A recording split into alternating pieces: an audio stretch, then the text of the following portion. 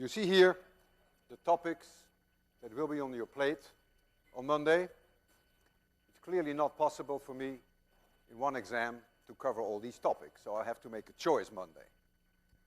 Today I also have to make a choice. I cannot do justice to all these topics in any depth, so I will butterfly over them, and some of them I won't even touch at all.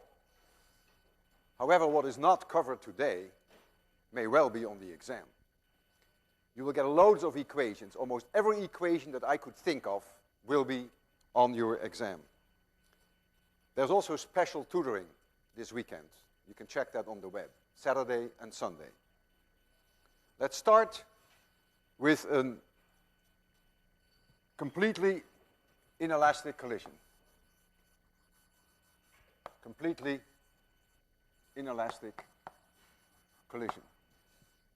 We have mass m1, we have mass m2. It's a one-dimensional problem. This one has velocity v1, and this has velocity v2. They collide, and after the collision they are together, because that's what it means when the collision is completely inelastic, and they have a velocity v prime. If there is no net external force on the system, momentum must be conserved. So I now have that m1, v1 plus m2, v2 must be m1 plus m2 times v prime. One equation with one unknown. V prime follows immediately. You may say, gee, you should really have put arrows over here. Well, in the case that it is a one-dimensional collision, you can leave the arrows off because the signs automatically take care of that. Kinetic energy is not conserved. Before the collision, your kinetic energy equals 1/2 m1 v1 squared plus 1/2 m2 v2 squared. After the collision, kinetic energy equals 1/2 m1 plus m2 times v prime squared, and you can easily prove that this is always less than that in case of a completely inelastic collision. There's always kinetic energy destroyed, which then comes out in the form of heat. Let's do now a elastic collision. And I add the word completely elastic, but elastic itself is enough, because that means that kinetic energy is conserved. I start with the same initial condition, m1, v1, m2, v2, but now, after the collision, m1 could either go this way or this way, I don't know. So this could be v1 prime, this could be v1 prime. m2, however, will always go into this direction. That's clear, because if you get hit from behind by object 1, after the collision you obviously go in this direction. Again, we don't have to put the arrows over it, because the signs take care of it in a one-dimensional case.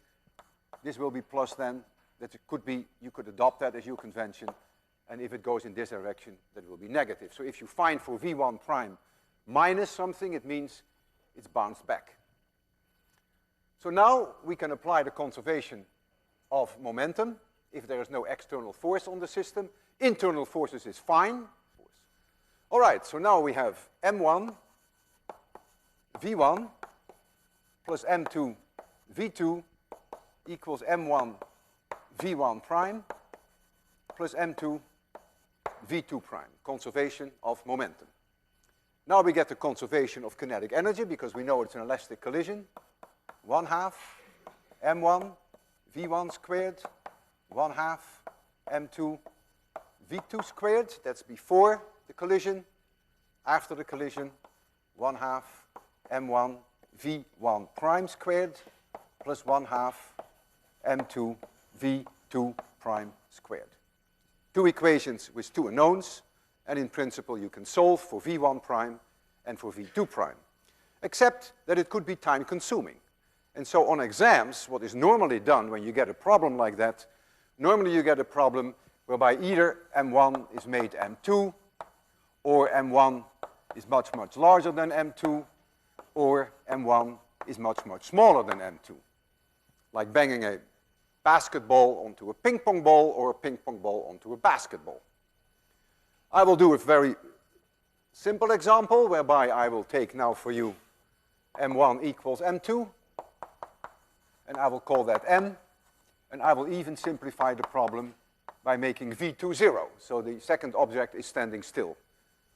One-dimensional collision, one hits that object. Very special case. So the conservation of momentum now becomes much simpler.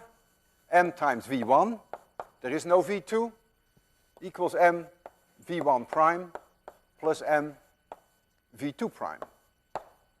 Conservation of kinetic energy is 1/2 M V1 squared equals 1/2 M V1 prime squared plus 1/2 M V2 prime squared.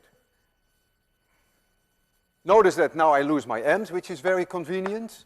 Here I lose my 1/2 m's even. And this is very easy to solve. If you square this equation, you get something that looks very similar to this. If you square it, you get V1 squared equals V1 prime squared plus V2 prime squared plus 2 V1 prime V2 prime. And compare this equation with this equation. They're almost identical except for this term. So this term must be 0. But we know that V2 prime is not 0. Get kicked, and so it will go forward. So what it means then is that V1 prime equals 0. And if V1 prime equals 0, you see that V2 prime equals V1. And this is that classic case whereby a ball hits another ball. This one has no speed. It hits it with a certain velocity V1. They have the same mass. After the collision, this one stands still, and this one takes over the speed. Famous Newton's cradle. You see it often with pendulums. It is the logo on the 801 homepage, and I showed you a demonstration here when we discussed that in lectures. All right, let's move on, and let's do something now on torques, angular momentum, rotation, and let's discuss the Atwood machine. Atwood machine is a clever device that allows you to measure to a reasonable degree of accuracy the gravitational acceleration. Here's a pulley. The pulley has mass m, has radius r. It's solid. So it's a solid disk, rotates, frictionless about point P, radius r, and there is a rope here, near massless. We ignore the mass. Mass m2 is here, and mass m1 is here. And let's assume that m2 is larger than m1. So this will be accelerated in this direction, this will be accelerated in this direction, and this will start to rotate with angular velocity omega, which will be a function of time. And now, the first thing we want to do is to make up free body diagrams. Free body diagrams for this one is easy. M1G down and T1 up. For this one, we have M2G down and we have T2 up. For the pulley, it's a little bit more complicated. This is that point P. If here's a tension T1, it's pulling down on the pulley. So this is T1. And this T2 is pulling down on the pulley. So there's T2. It has a mass, so it is weight mg. The sum of all forces on the pulley must be 0, otherwise it would accelerate itself down, which it doesn't. And so there has to be a force up, I will call it N, And that force N has to cancel out all these three forces. So that must be T1 plus T2 plus mg. We will not need it any further in our calculations, but there has to be a force to hold that in place, so to speak. So now we're going to calculate the acceleration under the condition that the rope does not slip. That means there is friction with the pulley, not friction here, but here, otherwise the rope would slip. The rope would slip. What it means if there is no slip, that if the rope moves 1 centimeter, that the wheel also turned at the circumference 1 centimeter. That's what it means when there is no slip. That means the velocity of the rope, V of R, V of the rope, must be omega times R of the pulley. That's what no slip means. So the acceleration, which is the derivative of that velocity of the rope, A, is omega dot times R, which is alpha times R. Omega is the angular velocity, and alpha is the angular acceleration. So this is the condition, it's an important condition for no slip. So let's now start at object number 1 and write down Newton's second law. I call this the positive direction for object 1, and I call this the positive direction for object 2. Just easier for me. So we get T1 minus m1g must be m1a. One equation. I don't know what T1 is, I don't know what A is. Second equation for this one. I call this the positive direction. M2g minus T2 must be M2a. Second equation. One unknown has been added. So I need more. Of course I need more. I also have to think about the pulley. The pulley, the net force on the pulley is 0. That's why this stays in place, but it's going to rotate, because this force, T2, is larger than this T1. There is a torque relative to that point, P, and torque is defined as R cross F. But the torque relative to point P, the magnitude, is this position vector times this force. That is a torque in the blackboard. What is in the blackboard I will call positive. The torque due to this force is out of the blackboard, and I will call that negative. Since this angle is 90 degrees, I simply get that the torque relative to point P equals the radius of the cylinder, radius of that pulley, times T2. That's the positive part, and the negative part is the radius times T1. Notice that this force and this force go through P, do not contribute to the torque. And that now equals the moment of inertia about that point P times alpha. But since we have no slip, alpha is A divided by R. So it's the moment of inertia about point P times A divided by R. But since it is a rotating disk, which is rotating about its center of mass, I know the moment of inertia. I looked that up. If you need it during your exam, you will find that in the exam. That is 1/2 m r squared, 1/2 m r squared times A divided by R. And I lose 1 r. And so I find then that T2 minus T1 equals 1/2 ma. Notice I also lose my second r. And so now I have a third equation, and I can solve for T2, I can solve for T1, and I can solve for A. And you can do that as well as I can. If you find a result, you should always do a little bit of testing to make sure that your result makes sense.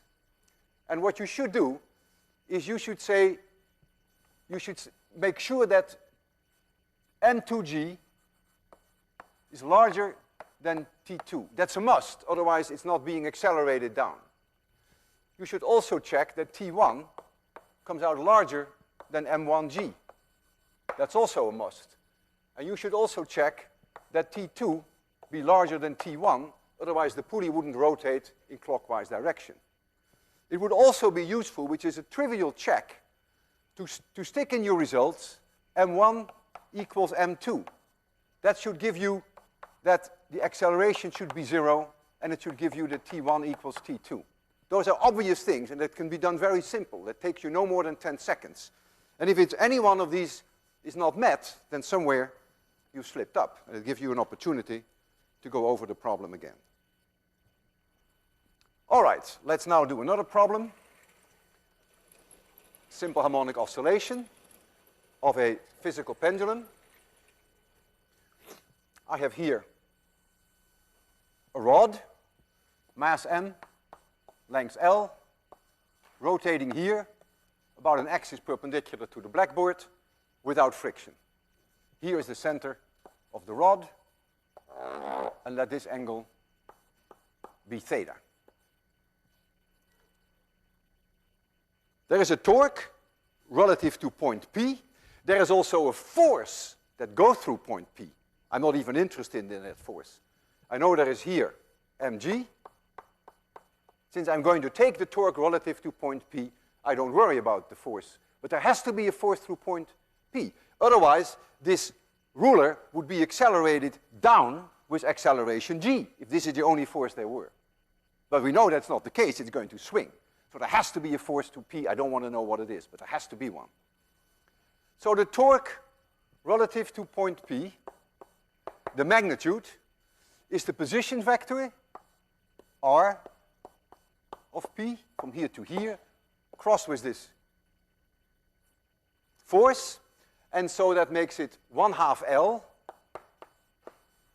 times mg times the sine of the angle, and that's the angle is theta, so that is times the sine of theta. The cross product has the sine of the angle in it. So this is the torque relative to point P, which also must be the moment of inertia about point P times alpha. No different from what we just had with the pulley. So alpha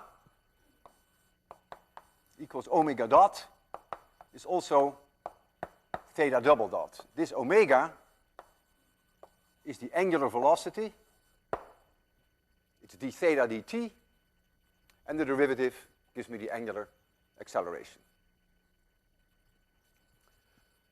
There has to be a minus sign here. That's important because the torque is restoring the same situation we had when we had a spring. We were oscillating a spring. The spring force is minus kx. The minus sign here plays exactly the same role. So I can write down here minus I of P theta double dot. Now if we take a small angle approximation,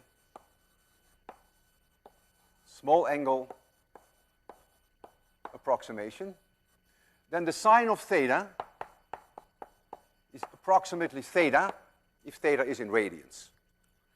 And so I can replace now the sine of theta here by theta.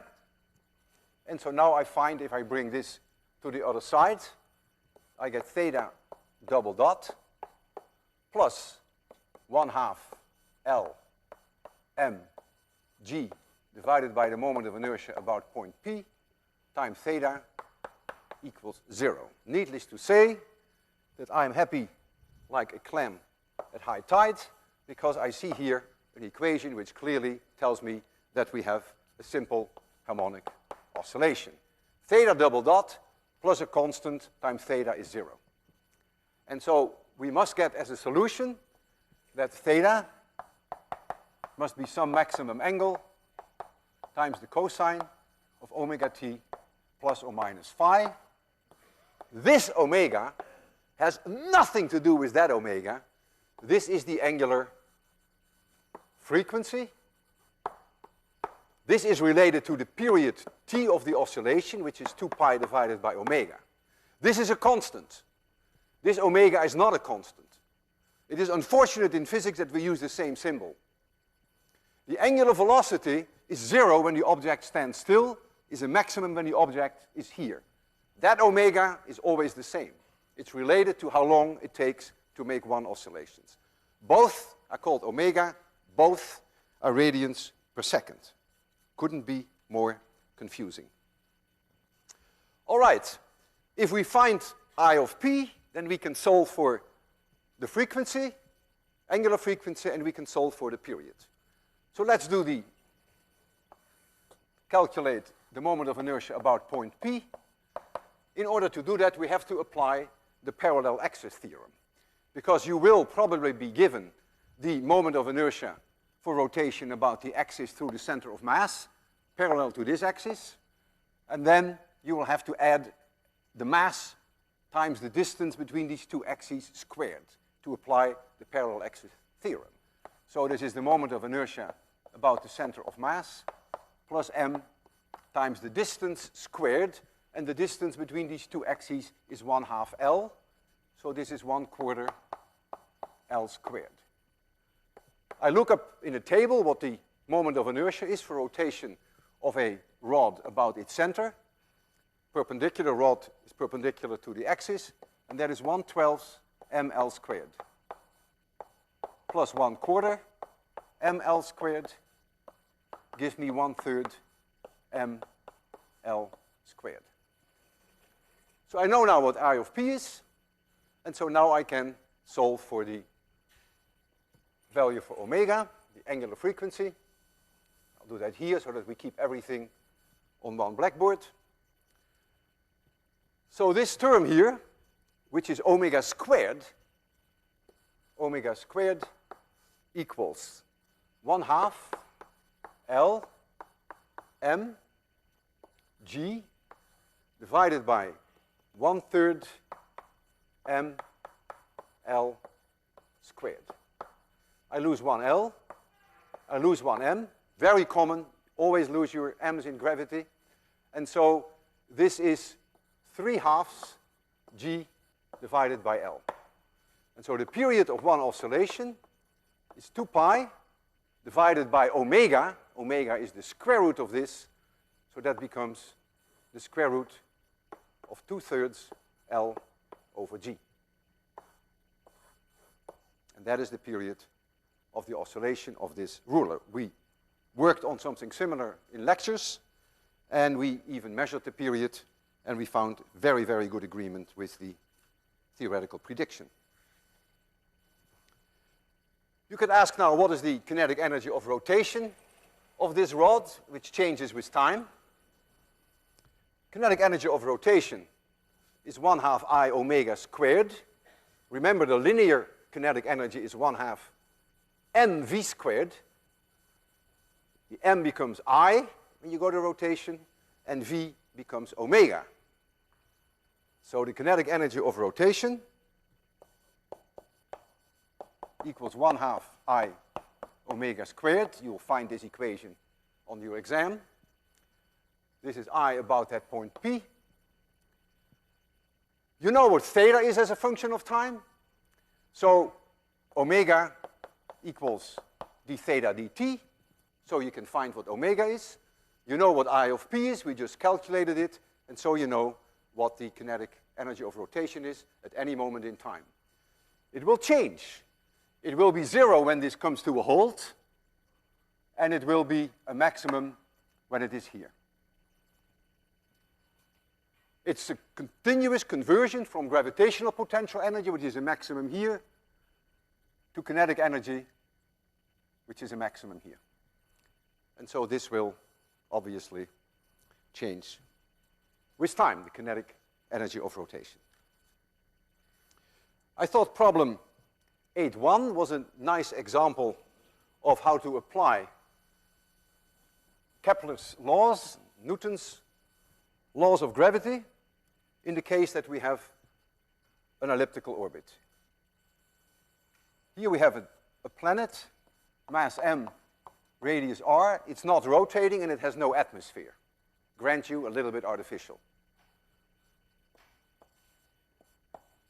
We launch a satellite, and the satellite gets a velocity here, which was called v0, as it is right here at the surface, and this angle 20 degrees.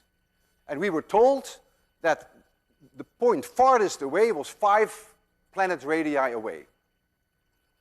So, if I try to sketch the elliptical orbit, assuming that the velocity is instantaneously reached, that means this point must also be a point of the orbit. If I try to make a sketch, then that elliptical orbit would look something like this.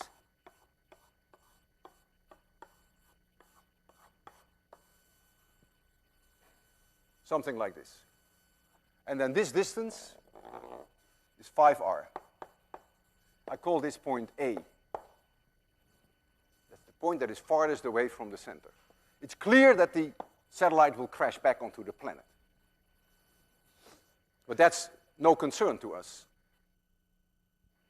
When I draw this ellipse, I made the assumption that all the mass of the planet was inside the ellipse, for instance, somewhere here. Now, that is not the case. So only this part of the ellipse is realistic, and this part, of course, is not. What you're being asked is to calculate what V0 was, only based on the information of the 5r and the 20 degrees, and on the mass. And I can add to it what is the velocity here at A, when it is farthest away. And I can even add to it what is the semi-major axis, where this is 2A. All of that comes for free with that initial condition and the knowledge that it goes out 5 planet radii. The angular momentum L equals R cross P. Angular momentum is conserved for this object in orbit, mass little m, but only if you take the angular momentum relative to this point. I don't know what I called that point. It looks like I called it P. I can hardly read it. I'll call it C for now. So angular momentum of this object in this orbit is not conserved relative to any point, but it's only conserved relative to this point.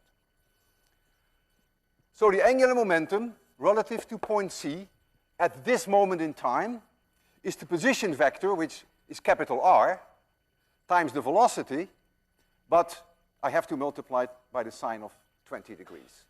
So it is m,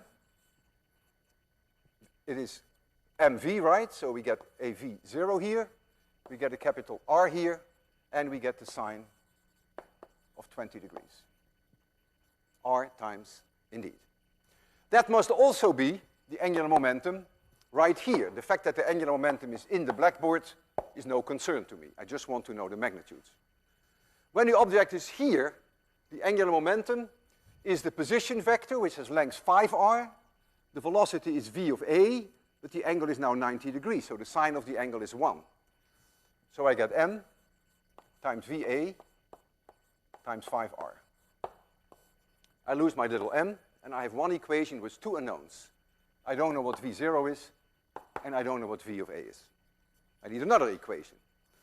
Well, these are conservative forces. We're dealing with gravity.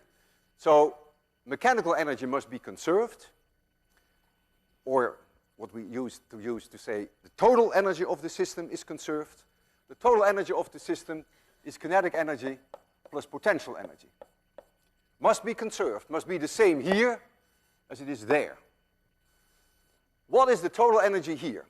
The kinetic energy is 1/2 m v0 squared.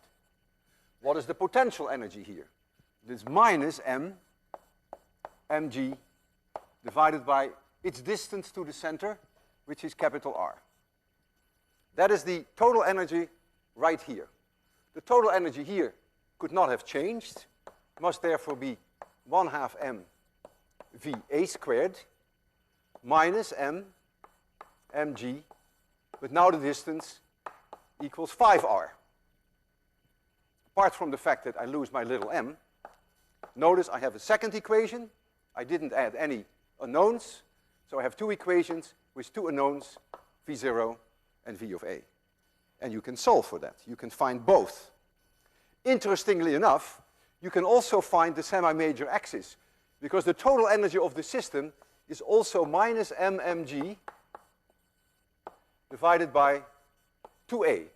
This equation is also on your exam.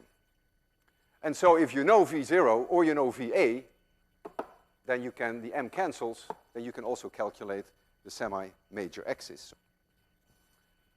Okay, Doppler shift. Let's do something about Doppler shift. First, Doppler shift of electromagnetic radiation, light, radio waves, X-rays. There is a star moving relative to us with a velocity v. Since we're dealing with electromagnetic radiation, we don't have to ask whether the star is moving relative to us or we are moving relative to the star. That question is a meaningless question in special relativity. You are here. You are receiving a frequency f prime, and here is that star, and that star is moving with a certain velocity. Let's say this velocity v, and this angle is theta. So this component of the velocity in our direction is v cosine theta. We call that the radial component. And whether the star is moving to us or we to the star makes no difference. If the velocity of the star is much, much smaller than c, then f prime, the one that you will receive, equals f times 1 plus v over c times the cosine of theta.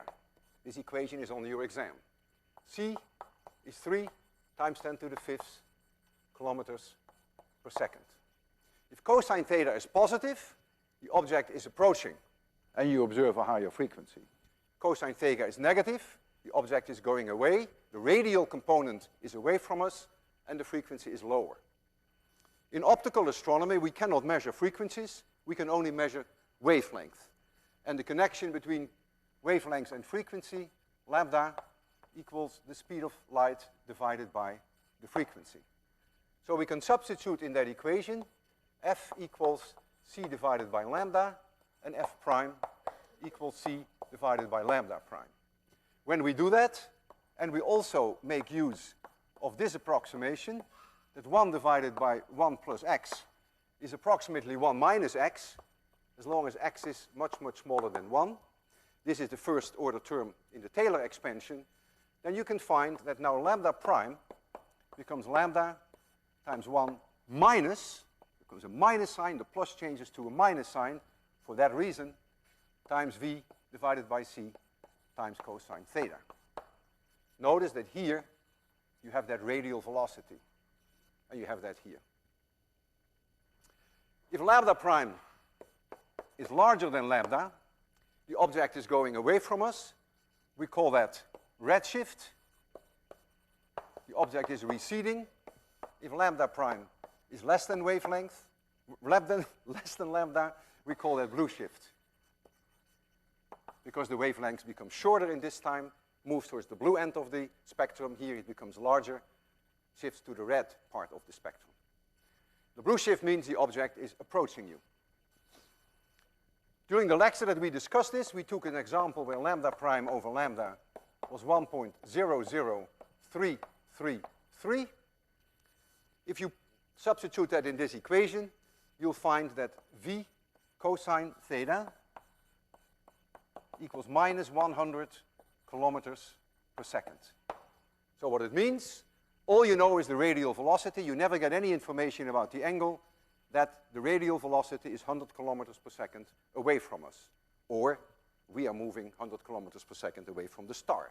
That's the same thing in special relativity. If we apply this to sound, then we get a very similar equation.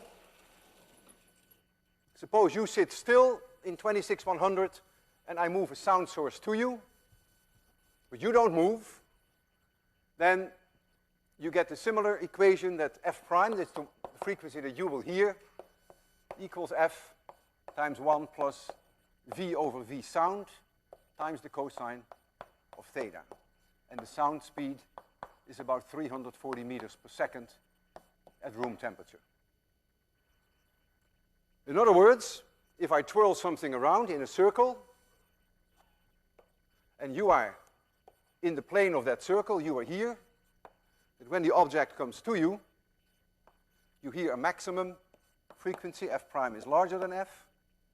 When it goes away from you, you hear a decrease in frequency, smaller than f, and when the object is here, and when it is here, when the angle is 90 degrees and the cosine theta is 0, you'll find f prime equals f, f prime equals f. So while I twirled something around, let's suppose I twirl it around with a orbital velocity, if I call that orbital velocity of 3.4 meters per second, just to get some nice numbers, then this is 0.01. And so if it comes to you, you hear an increase of 1% in the frequency. When it goes away from you, you hear a decrease of 1%. I have here a sound source which produces roughly 1500 hertz. I can twirl it around. I can do it once per second around, which gives you even twice this speed. And so you would hear a 2% increase when it comes to you, 2% decrease when it goes away from you. Can you hear the Doppler shift? It's always difficult in a lecture hall because you get reflections from the wall. Can you hear it when it comes to you, that the pitch is higher than when it goes away from you? Okay. Rolling objects. Let's roll something down the hill. Classic problem. Very often you see that on exams.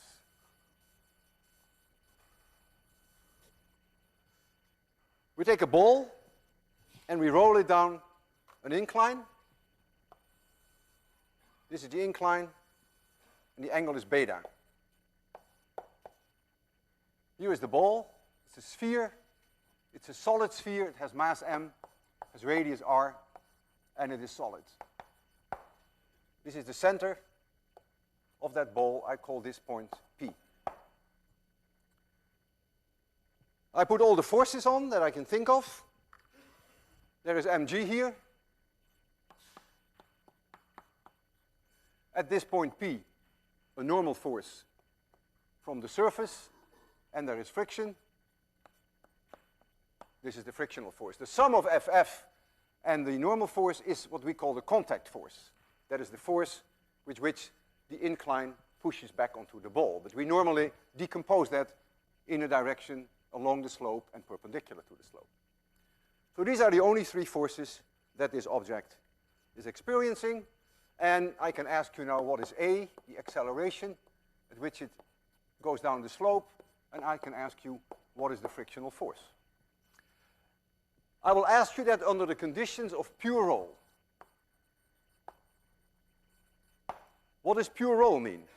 It means that if the circumference here, moves 1 centimeter, that the center of mass has also moved 1 centimeter. So it means that the velocity of the center, so this velocity, v of c, at all moments in time, will be omega r. And omega is the angular velocity which is changing with time. That is the condition of pure roll. At all moments in time, if I have a rotating sphere or cylinder, always will the circumferential speed be omega r. It could be standing still and just rotating like this, slipping like hell and not moving forward. Then the circumferential speed is always omega r. But if the center also moves with that same speed, only then do we call it pure roll. If you take the derivative of this, you get A equals omega dot times r. That equals alpha r. Alpha being the angular acceleration. All right, we're going to write down now the torque relative to that point C. If I take point C, then I lose the force mg, and I lose the force N. So there's only one force that I have to deal with. So the torque relative to point C, the fact that the torque is in the blackboard is of no concern to me. I just want to know the magnitude. That is R times Ff. R times the frictional force. That must be the moment of inertia about that point P, about that point C times alpha. We've seen this now twice already. And so since alpha is A divided by R, This is I of C times A divided by R. This is one equation, and I have A as an unknown, and I have FF as an unknown. So that's not enough. I need more. Newton's second law always holds. The center of mass, for the center of mass, it must always hold that F equals ma. So all I do now is I go to the center of mass, and I say, what are the forces which are acting down the slope? I'm not interested in the ones perpendicular to the slope, only the ones down the slope. That must be ma. That's non-negotiable, because that is the quality characteristic of the center of mass. Well, this one is uphill, and the only one that is downhill is the component of mg along the slope, which is mg sine beta. I call that the plus direction, so I get mg sine beta minus that frictional force equals m times A. It's my second equation. I have two equations with two unknowns, and I can solve. A is an unknown, and the frictional force is an unknown. You can do that as well as I can. I will just give you the result. I don't want to waste your time on the algebra. A, the acceleration, under the conditions of pure roll, but only under the conditions of pure roll, equals mr squared times g times the sine of beta divided by mr squared plus the moment of inertia about that point C. And the frictional force, you can see that from this equation, is the moment of inertia times A divided by R squared. And I will leave A as it is because it becomes too complicated otherwise. And so the frictional force becomes the moment of inertia about C times A divided by R squared. So this A has to be substituted in here. The acceleration is independent of the mass and independent of the radius. Very non-intuitive. Doesn't matter whether you take a ball this big or this big. Doesn't matter what the mass is. The reason for that is that, as you will see shortly, that the moment of inertia also contains a term mr squared. And so all the mr squares will disappear. Let's first take a look at beta related to A. Notice when beta equals 0, that A equals 0. It better be. If there is no slope, there cannot be any acceleration. Notice if A equals 0, that the frictional force is also 0. It better be. So that is an easy check that you can do. Internally consistency check. So let's now look at I of C. What is I of C? I look it up in the table. A ball, sphere, rotating about an axis through the center of mass. It's one of the few that I happen to remember. Is 2/5 mr squared. If I substitute that in here, I'll find that the acceleration under the conditions of pure roll is 5/7 g times the sine of beta. And I find that the frictional force, F of F, equals 2/7, I believe, times mg sine beta. Indeed. These are the results by substituting the moment of inertia in there. Let's look at these results a little closer. If there were no friction, then we know that the acceleration would have been g sine beta. We remember that. A sliding object with no friction would be g sine beta. Why is it now lower? 5/7 is lower than 1. It's obvious. Because when this object comes rolling down, the kinetic energy, the total kinetic energy, is kinetic energy of rotation plus the linear portion of the kinetic energy.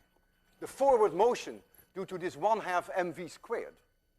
When you have a sliding object, there is only the linear component. There is no rotational kinetic energy.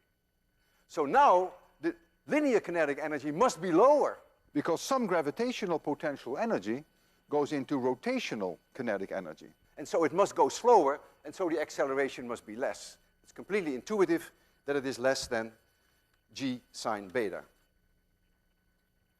Let's look at the frictional force. This is a situation of pure roll. We know that the frictional force can never exceed the maximum value possible. That is a no-no.